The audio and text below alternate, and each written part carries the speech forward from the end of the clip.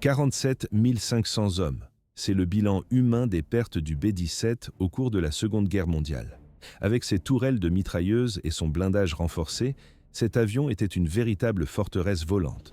Pourtant, ce bombardier a connu l'un des taux d'usure les plus élevés de toute l'histoire de l'aviation. 4 750 appareils ont été détruits au combat. Pourquoi un tel massacre?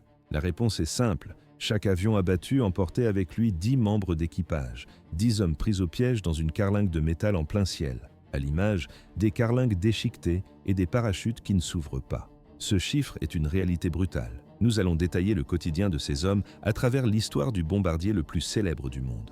Tout commence après la Première Guerre mondiale. Les grandes puissances tirent une leçon des tranchées. La guerre a changé de visage. Le carnage au sol force les états-majors à repenser totalement leur stratégie.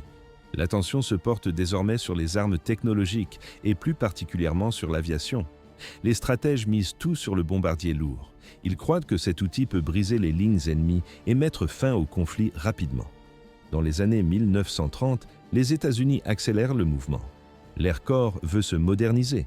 Il faut supprimer les vieux modèles en toile et les remplacer par des structures entièrement métalliques.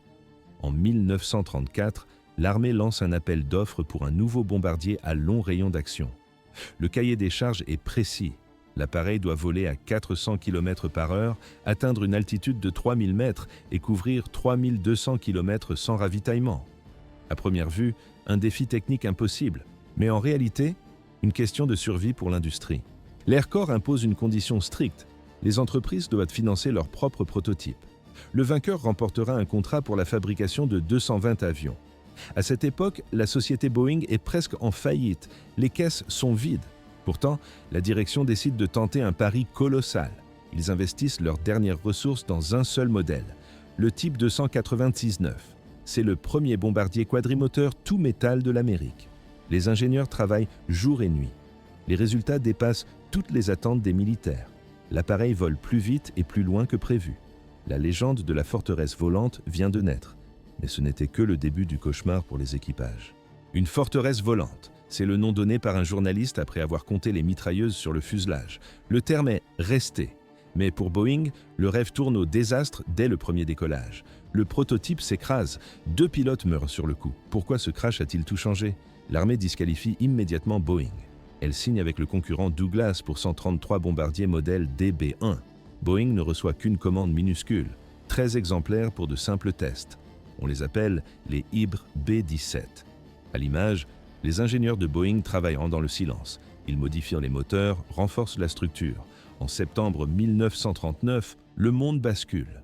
L'Europe entre en guerre. Dans le Pacifique, les tensions avec le Japon explosent. Les États-Unis observent les combats et comprennent une chose. Ils vont avoir besoin de bombardiers massifs et vite. Le problème est simple. Douglas n'arrive pas à suivre la cadence de production. Ces avions manquent peu de puissance. Le B-17 est le seul bombardier lourd opérationnel, mais l'armée n'en possède que 30 exemplaires. Le gouvernement débloque alors des fonds illimités. Boeing doit produire en masse et sans délai. À première vue, un avion redoutable. Mais en réalité, un cercueil d'acier encore fragile. On installe de nouvelles tourelles, on prépare les équipages. 20 de ces modèles sont envoyés en Angleterre pour la Royal Air Force. Le sort s'acharne encore. Un avion s'écrase pendant le transfert suite à une panne électrique. Ce n'est rien comparé à ce qui attend les pilotes au-dessus du territoire ennemi. Juillet 1941. La Royal Air Force lance une mission contre un centre naval en Allemagne. Les avions montent en altitude, l'air est glacial. Les mécanismes des mitrailleuses gèlent et se bloquent. Les bombes tombent loin des cibles. C'est le chaos total. La caméra montre, les chasseurs de la Luftwaffe fondent sur les bombardiers. Les premiers B-17 n'ont même pas de mitrailleurs de queue. Leur armement est trop léger, composé de calibre 30 au lieu de calibre 50. Face aux pilotes allemands, les plus expérimentés de l'époque, le carnage est inévitable. L'erreur était interdite, mais les défauts de conception sont partout. Ces versions n'ont aucun blindage autour des zones critiques. Les éclats de la défense anti-aérienne déchirent le fuselage comme du papier. L'essence coule sur les moteurs brûlants. Les câbles d'huile sont sectionnés. À l'intérieur, les équipages sont déchiquetés par les projections de métal. Les missions s'enchaînent et se ressemblent. Manque d'expérience, tactiques inadaptées, matériel défaillant. Les Alliés apprennent la guerre aérienne dans le sang. Chaque vol coûte des dizaines de vies humaines. La situation devient intenable. Le bilan est sans appel. Les Britanniques décident de retirer le B-17 du service en Europe. L'histoire du bombardier le plus célèbre de la guerre a failli s'arrêter sur ce constat d'échec. Septembre 1941. Hawaï est sous les bombes japonaises. 12 forteresses volantes B-17 sont pulvérisées au sol avant même d'avoir pu décoller. Dans le Pacifique, la tension avec le Japon explose et les Américains n'ont pas d'autre choix que de lancer leurs avions restants dans la bataille. Comment le B-17 a-t-il pu survivre à un tel carnage initial? Par la force brute. Les premières missions commencent par de la reconnaissance lointaine au-dessus de l'océan, puis les soutes s'ouvrent. Un convoi naval japonais est visé. C'est le premier largage de bombes. Mais le véritable test, le plus sanglant, n'est pas ici. Il se trouve de l'autre côté du globe, en Europe. À l'image, des cartes de l'Allemagne couvertes de zones industrielles. Les Alliés ont un objectif clair, détruire les usines, les réseaux ferrés et les infrastructures du Troisième Reich. Pour cela, les États-Unis créent la 8e Air Force en Angleterre. Ils rejoignent la Royal Air Force britannique pour une offensive aérienne massive et conjointe. L'idée est simple sur le papier, traverser la Manche, pénétrer dans l'espace aérien de l'Europe occupée et frapper au cœur de la machine de guerre allemande. Les cibles sont stratégiques, raffineries de pétrole, chantiers de construction de sous-marins et usines d'aviation. Mais ce n'était que le début. La stratégie change. Les états-majors passent au bombardement de terreur. On ne vise plus seulement les casernes, mais les villes et les populations civiles. L'objectif est de briser le moral des Allemands et d'arracher une reddition inconditionnelle plus rapidement. Les Allemands résistent avec une violence extrême. La Luftwaffe et la DCA transforment le ciel en enfer. Les Britanniques ont déjà payé le prix fort. Ils ont compris qu'attaquer en plein jour est un suicide collectif. Ils décident de ne voler que la nuit. Ils perdent en précision, mais ils limitent les pertes face aux chasseurs et aux canons de flak. Les Américains refusent de se cacher dans l'obscurité. Ils maintiennent les raids de jour. Leur théorie, des formations ultra serrées et des dizaines de mitrailleuses de calibre 50 pointées dans toutes les directions. Ils comptent aussi sur un outil secret, le viseur Norden. On voit un boîtier complexe avec des lentilles et des cadrans. Le viseur Norden est protégé comme un trésor d'État. C'est un calculateur analogique de haute précision. Pendant la phase finale de l'attaque, le bombardier prend le contrôle total de l'avion via un système d'autopilote primitif. À première vue, une technologie révolutionnaire. Mais en réalité, un échec statistique. Au début de la guerre, environ 80% des bombes ratent leur cible. La météo, la fumée des incendies et le stress du combat faussent les calculs. Les Alliés bombardent désormais 24 heures sur 24. Les Britanniques la nuit, les Américains le jour. En théorie, le Reich ne doit plus respirer. La réalité est bien plus sombre. Les premières missions de jour subissent des pertes terrifiantes. Des dizaines d'avions ne rentrent pas. À Washington, l'idée même de continuer ces raids est sur le point d'être annulée. Pourquoi les équipages de B-17 mourraient-ils en si grand nombre? La réponse tenait en quelques secondes de combat. 70% de pertes. C'est le bilan brutal des équipages de bombardiers américains au début du conflit. Pourquoi une telle hécatombe? 3 faits sombres expliquent nos massacres. Les 2 premiers concernent la riposte allemande. Le premier obstacle, l'absence d'escorte. Au départ, le plan de l'état-major est simple. Les B-17 doivent voler seuls. À cette époque, aucun chasseur allié ne possède un réservoir suffisant pour traverser l'Allemagne et revenir. Les chasseurs protègent les bombardiers sur une partie du trajet. Puis, la jauge de carburant descend. Les pilotes doivent décrocher et faire demi-tour. À l'image, on voit les chasseurs s'éloigner un par un. Les bombardiers se retrouvent isolés. Ils sont vulnérables en plein cœur du territoire ennemi. L'arrivée tardive des réservoirs largables et des nouveaux modèles change la donne, mais le prix payé est déjà catastrophique. Comment les Allemands ont-ils réagi? Ils se sont adaptés avec une vitesse chirurgicale. C'est le deuxième fait. La Luftwaffe modifie ses appareils. Ils installent des canons plus lourds. Ils créent des tactiques spécifiques pour briser les formations. Les pilotes allemands apprennent à attaquer de face ou par vagues coordonnées. Sur les films d'archives, on observe ces trajectoires rectilignes et rapides. En fin de guerre, ils déploient même les premiers missiles air-air et les premiers chasseurs à réaction, comme le Messerschmitt 262. Mais le B-17 n'est pas sans défense. On a ajouté des tourelles de queue, des tourelles dorsales et des mitrailleuses Browning de calibre 50 partout dans le fuselage. La position la plus efficace devient celle du mitrailleur de queue. Pourquoi ce poste est-il privilégié? La queue de l'avion est une plateforme de tir stable. Contrairement aux mitrailleurs latéraux, celui de queue n'a pas besoin d'anticiper le mouvement de la cible avec un angle complexe. Il tire droit sur l'attaquant qui arrive par l'arrière. C'est pour cette raison que les mitrailleurs de queue transportent la plus grosse réserve de munitions de l'appareil. À première vue, les chasseurs n'étaient pas l'ennemi numéro 1, mais en réalité, la moitié des pertes provient d'une autre source, la flak. L'artillerie anti-aérienne allemande, le canon standard de 88 mm, est une arme de précision redoutable. Il propulse un obus de 10 kg à une vitesse vertigineuse. La portée verticale est immense. Le projectile atteint facilement l'altitude des formations de combat. Les batteries au sol règlent les fusées temporelles. L'obus n'a pas besoin de toucher l'avion. Il explose à la hauteur programmée. On entend alors le bruit sourd des détonations. Des milliers de fragments de métal brûlant sont projetés dans le ciel. Une seule batterie peut saturer l'espace aérien en quelques secondes. L'erreur était interdite. Un seul éclat suffit pour sectionner un câble de commande ou percer un réservoir d'oxygène. Les événements s'accélèrent à chaque mission. Les cieux européens deviennent un cimetière de métal et d'acier. Ainsi s'est achevée la période la plus sanglante de la guerre aérienne. 20 secondes. C'est le temps qu'il fallait à un obus allemand pour atteindre l'altitude des bombardiers. Comment abattre un avion à 8000 mètres de haut? À première vue, une mission impossible. Mais en réalité, une équation mathématique mortelle. Les éclats de métal déchiraient le fuselage en aluminium des BX-7. Ils sectionnaient les conduites de carburant et les câbles de commande. À l'intérieur, les dégâts sur les corps des aviateurs étaient indescriptibles. Les Allemands utilisaient des calculateurs analogiques commando-gurette et des télémètres stéréoscopiques de 4 mètres. Plus tard, ils ont intégré les données des radars Würzburg pour obtenir une précision extrême. Cette machine calculait en temps réel l'élévation et l'azimut nécessaires.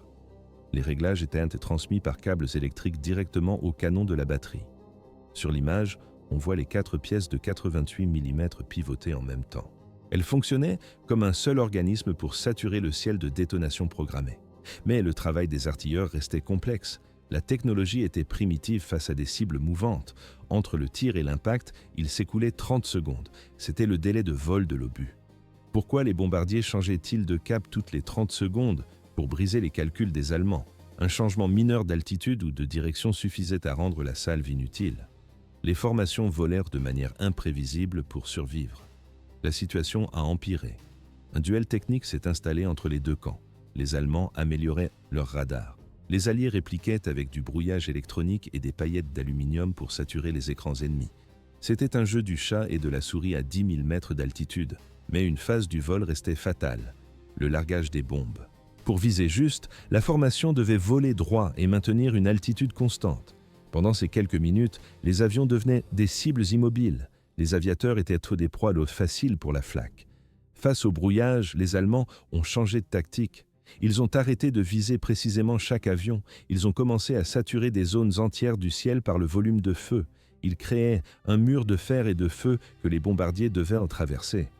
Sur les enregistrements d'époque, on entend le fracas incessant des explosions. Le danger était partout. C'était aléatoire et terrifiant. Les équipages n'avaient qu'une option, rester en ligne, garder les mains sur les commandes et espérer. L'erreur était interdite, mais la chance était le seul facteur de survie. Ainsi se déroulait la guerre dans les airs. 10 hommes dans une carlingue de métal. C'est l'équipage standard du Boeing BX-7. À l'avant, 4 officiers, le pilote, le copilote, le navigateur et le bombardier. À l'arrière, 6 engagés. Ils occupent les postes de mitrailleurs, de mécaniciens navigants ou d'opérateurs radio. Pour se défendre, le modèle BX-7G dispose d'un arsenal massif. 13 mitrailleuses de calibre 50 pointées vers l'horizon, chaque angle mort et couvert. Pourquoi cet avion était-il surnommé la forteresse volante? La réponse se trouve sous le fuselage, mais la réalité était bien plus sombre. Sous le ventre de l'appareil pend la tourelle sphérique, une boule de plexiglas de seulement 1,20 m de diamètre. À l'intérieur, l'espace est si réduit que le mitrailleur ne peut pas porter son parachute. L'équipement reste dans le fuselage, hors de portée. En cas d'urgence, la procédure est un cauchemar. Le soldat doit faire pivoter la tourelle manuellement pour aligner sa petite écoutille avec celle de l'avion. Il a besoin d'une aide extérieure pour remonter, fixer ses sangles et enfin sauter dans le vide. À l'image, un bombardier en flammes qui part en spirale. Faire ces gestes sous la force centrifuge est physiquement impossible. Personne ne voulait de ce poste. Les pilotes de chasse ennemis savaient là que cette tourelle était la plus dangereuse pour eux. Ils l'attaquaient en priorité. Un poème célèbre décrit cette horreur. À la fin de la mission, on nettoyait les restes du mitrailleur au jet d'eau. Ce n'était pas une image littéraire, c'était un fait technique. Les équipages voyaient l'effet d'un obus de 30 mm ou d'un éclat de flaque sur un corps humain. La chair ne résistait pas. Beaucoup de survivants sont rentrés avec des traumatismes profonds après avoir extrait les restes de leurs amis de la carlingue. Les mitrailleurs latéraux avaient statistiquement le plus de risques d'être touchés. Ils servaient 2 mitrailleuses de calibre 50 depuis des fenêtres ouvertes sur le vide. Entre eux et les tirs ennemis, uniquement un vent glacial. Ce n'est que sur les versions tardives que de petites vitres en plexiglas ont été installées. Une protection dérisoire face à la mort qui venait du ciel. Les corps étaient évacués dès l'atterrissage. L'histoire s'arrêtait là pour eux. 25 000 pieds d'altitude. À cette hauteur, l'air est presque inexistant. Le confort N n'existe pas. Pour les équipages des bombardiers BX-7, la survie est un combat de chaque seconde. Pourquoi ces hommes risquaient-ils l'asphyxie à chaque mission? La technologie de l'époque imposait des cabines non pressurisées. La réponse est brutale. Si le masque à oxygène tombe en panne, le cerveau S éteint en moins de 1 minute. Sans oxygène, le pilote perd connaissance. L'avion devient un cercueil volant. À l'image, des hommes emmitouflés dans des combinaisons massives. Ce sont des vêtements chauffés électriquement. À l'extérieur, il fait moins 60 degrés Fahrenheit, mais ces combinaisons sont instables. Soit elles cessent de fonctionner, laissant le corps gelé instantanément, soit elles chauffent jusqu'à brûler la peau. Toucher le métal nu du bombardier sans gants est une erreur fatale. Le froid arrache littéralement la peau au contact de l'acier. Les engelures sont la norme, pas l'exception. À première vue, un avion solide. Mais en réalité, un piège mortel. Si le système D oxygène principal lâche, il reste les bouteilles portables, de petits cylindres de secours. Ils contiennent juste assez d'air pour survivre le temps D, une descente des urgences vers une altitude respirable, pas une seconde de plus. Sauter en parachute N n'est pas une garantie de survie. Les chiffres sont terrifiants. On estime qu'un seul aviateur sur 4 ayant sauté au-dessus du territoire ennemi a survécu à l'épreuve. Les autres sont morts ou portés disparus. Le bombardier dispose de plusieurs sorties. La trappe avant, les portes de la soute à bombe, la trappe latérale et une issue à aile arrière. Mais quand l'avion est en feu ou part en vrille, la physique prend le dessus. Les portes se coincent, les flammes bloquent les passages, la force centrifuge plaque les hommes contre les parois, le mitrailleur de la tourelle sphérique est le plus exposé. Ilen n'a pas de parachute avec lui dans sa bulle de métal, trop étroit. Le mitrailleur de queue, lui, voit son parachute accroché sur la paroi du fuselage derrière son poste. Si la queue de l'avion S enflamme ou se brise, atteindre son équipement devient impossible. La situation a empiré. Beaucoup des hommes ont sauté sans rien. Soit le parachute avait été déchiqueté par les éclats des obus, soit le soldat a été éjecté de la carcasse avant d'avoir pu attraper. Certains ont choisi le vide délibérément. Ils préféraient mourir sur le coup au sol plutôt que de finir calcinés dans le fuselage. Sur les rapports de vol, on voit des dates marquées en rouge. L'hécatombe a un nom, la Grande Semaine, février 1944. En 7 jours seulement, 244 bombardiers sont pulvérisés, 33 chasseurs escortes tombent avec eux. Le bilan humain est colossal. 2600 hommes sont tués, blessés ou capturés en une seule semaine. Mais ce N était que le début de la fin pour le Reich. Ces raids ont brisé la Luftwaffe. LR appartient désormais aux Alliés. Les bombes ont visé un point vital, le carburant. L'approvisionnement allemand est dévasté. Sur le front, les conséquences sont visibles. Des chars allemands intacts sont abandonnés ou sabordés par leurs propres équipages. Pas de pétrole, pas de pièces de rechange. La machine de guerre de Hitler S est arrêtée net faute de carburant. L'offensive aérienne a payé le prix du sang. Histoire S est arrêtée là. On estime que ces missions ont raccourci la guerre d'environ 1 an. Mais le prix à payer était colossal. Des centaines de milliers de civils tués au sol, des dizaines de milliers d'aviateurs perdus dans le ciel. Comment expliquer une telle hécatombe? Le danger ne venait pas seulement de l'ennemi. Le vol en formation lui-même était un piège mortel. Pour les pilotes, la partie la plus éprouvante commençait dès le décollage. Les bombardiers quittaient la piste toutes les 30 secondes. Un rythme effréné. Le premier appareil luttait encore pour s'élever que le suivant lançait déjà ses moteurs sur le tarmac. Une fois en l'air, l'épreuve de force continuait. 17 appareils devaient se regrouper pour former un V massif de 18 avions. Plus tard, cette structure a doublé pour atteindre 36 bombardiers. À l'image, des murs d'acier qui s'assemblent dans la grisaille. Le climat anglais rendait la manœuvre suicidaire. Un brouillard permanent, des nuages bas. La visibilité était souvent nulle. Dans cette purée de poids, les collisions étaient inévitables. Des pilotes jeunes et inexpérimentés tentaient de maintenir leur position sans rien voir. L'entraînement seul a tué des milliers d'hommes. Avant même de voir le moindre combat, 5000 membres d'équipage de B-17 ont péri dans des accidents sur le sol américain. Ils n'ont jamais atteint leur base en Angleterre. Ils n'ont jamais effectué une seule mission de guerre. À première vue, la formation était un danger. Mais en réalité, elle était leur seule chance de survie. La formation permettait de croiser les tirs et de créer un bouclier de mitrailleuses. Les chiffres d'après-guerre sont clairs. La moitié des B-17 abattus étaient des avions isolés. Parfois, un pilote rompait la formation par manque de discipline sous le feu. Le plus souvent, le groupe explosait sous l'impact de la flaque ou suite à une panne mécanique. Un bombardier qui ralentissait était un homme mort. La consigne était stricte, rester serré. L'objectif était de saturer le ciel de balles, mais cette proximité avait un revers brutal. Un seul obus de DCA pouvait endommager plusieurs appareils d'un coup. Un avion touché perdait le contrôle et percutait ses voisins. La situation a empiré avec les tirs fratricides. Dans le chaos des attaques, des centaines de mitrailleuses ouvraient le feu simultanément sur les chasseurs allemands. On entend le fracas des culasses et le hurlement des moteurs. Les B-17 possédaient un interrupteur de sécurité pour empêcher de tirer sur leur propre carlingue. Mais ce système ne servait à rien contre les autres bombardiers qui volaient à quelques mètres de distance. Dans la panique, les mitrailleurs tiraient parfois directement à travers les appareils alliés. Les circuits tombaient en panne. Un tireur pouvait sectionner sa propre dérive par accident. C'était le chaos pur.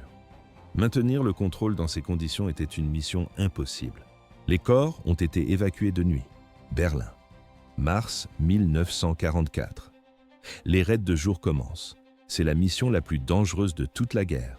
La capitale du Troisième Reich est une forteresse. Les Allemands ont installé des ceintures de canons antiaériens tout autour de la ville. Des tours de la flaque en béton massif s'élèvent vers le ciel. Ces structures résistent à des impacts directs de bombes de 250 kg. Les batteries tirent sans interruption. Pourquoi attaquer de jour sous un tel feu? La visibilité, c'est meilleur pour les viseurs, mais pour les équipages, c'est un arrêt de mort. Le 6 mars 1944, le bilan tombe. 69 bombardiers sont pulvérisés en 24 heures. C'est la perte la plus lourde de l'histoire de la 8e Air Force. À l'image, des traînées de fumée noire déchirent le ciel. Mais le sacrifice paie. Les mitrailleurs des B-17 abattent 160 chasseurs allemands ce jour-là. Des quartiers entiers de Berlin brûlent. La Luftwaffe s'épuise. Dans un élan de désespoir, les pilotes allemands créent des unités spéciales de percutage. Quand ils n'ont plus de munitions, ils lancent leurs avions directement contre les carlingues des Flying Fortress. C'est une tactique de kamikaze.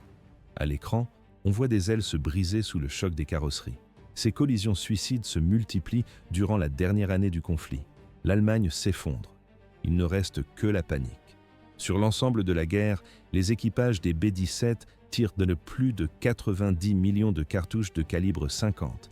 Ils abattent plus de 18 000 avions ennemis. Ils larguent un tiers de toutes les bombes alliées sur l'Europe, soit plus de 500 000 tonnes d'explosifs. La précision était chirurgicale. Mais le coût humain est insupportable. Sur 250 000 hommes engagés sur B-17, plus de 46 000 sont tués, blessés ou capturés. Le calcul est simple. Un homme sur 5 ne rentrait pas à la base. Peu de métiers dans l'histoire ont été aussi meurtriers. L'air était leur champ de bataille. Le béton fut leur tombeau.